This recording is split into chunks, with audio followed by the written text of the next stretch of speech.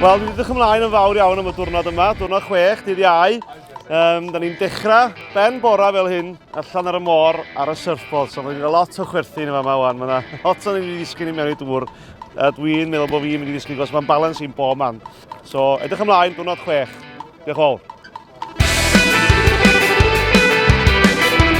Rili edrych ymlaen, ond mae'r môr i fod yn oer, so gobeithio hynny'n iawn.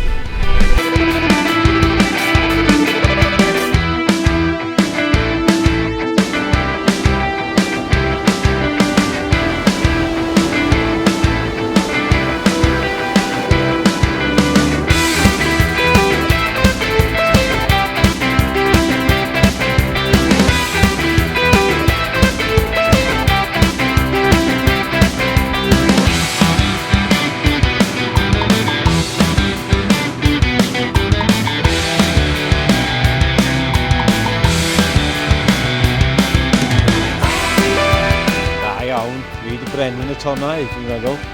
Fel ein dweud, dwi'n siŵr iawn pam a sut nes i wneud o, ond oedd o'n digwydd unwaith, a wneud o byth digwydd eto, mae'n siŵr. Os fys y mam ddim wedi anfon fi i werthu dawnsio pan yn 2 oed, dwi'n meddwl sy'n wedi cerdded. Dwi yn hollol, sgynna i ddim spatial awareness, a sgynna i ddim balance, na coordination yn naturiol. Ond rhoddi fi mewn tap shoes, fel boi.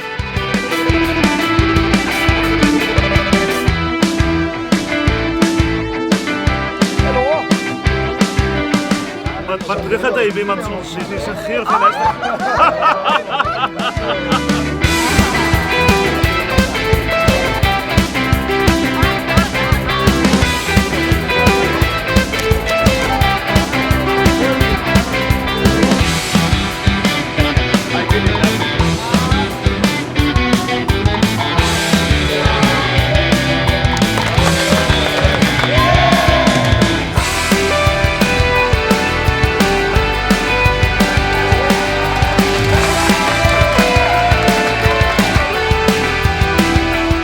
It's very difficult. None of us want to talk about death. It's one of the things that happens to us all, and it's important to prepare. Both, making your will, talking about organ donation, what your wishes are, where you want to be, etc. So it's making it more normal. Dwi'n meddwl gofio os gyda'n trons.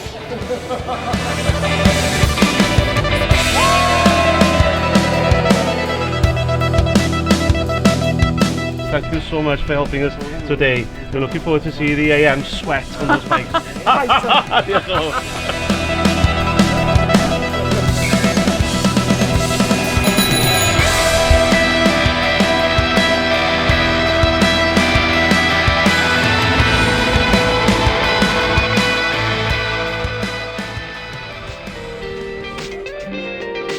Well, we lost our son Teddy just over a year ago now, and he was a successful organ donor.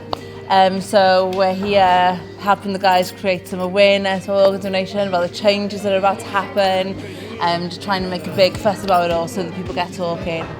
Everyone was obviously in shock because it was such a new thing, and it doesn't happen very often at all. So it's taken us a long time to get used to it, and the publicity that surrounded it has been amazing, but it has also come as a big surprise to us because naively, even we thought that things like this happened all the time, and it really doesn't. They really don't have enough donors, and we just got to remember that if you're willing to take one, then we should be willing to give one as well. Yeah.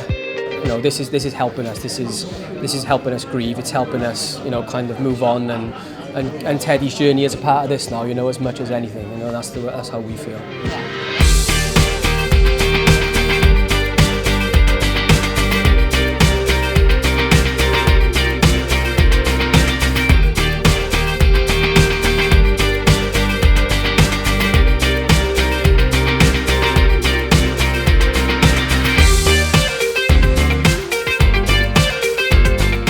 Ti'n gweld o pan ti'n dreifio yn y car a pan ti'n dod mewn, ond mae bod ar ben o yn just yn mae'n anodd roed o mewn geiriau, a dwi'n mor ddiolchgar bod yn enw fi wedi allan o'r het na.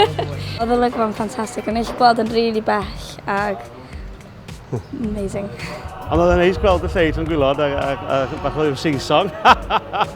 Oh, yeah, you were over there. Yeah. near the tunnel. They put the sound of the crowd on. Even then, even though you know Tramor yn byr i'r pyr o bai o bydded i'r heniaeth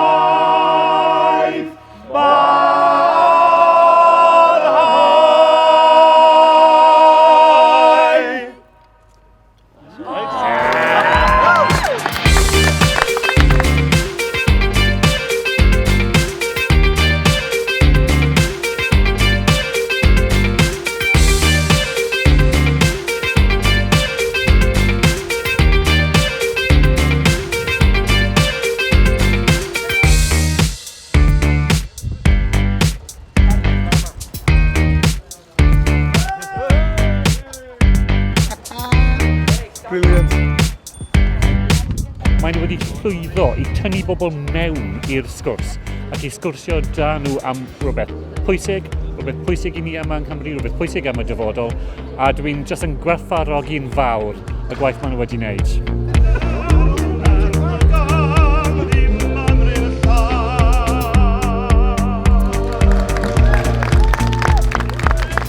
Wel, dyma ni wedi cyrraedd y Senedd o fan hyn, newydd ddod o Stadiwm y Millennium rwan ar y beics, a mae'n bleser cael Mark Rickford efo fi yn y beic, a da ni wedi cael sgwrs am yr holl busnes o'r rhoi organa a hefyd y ddrama, a gobeithio gawn ni ariannu hi wan i fynd rownd ysgolion a colega.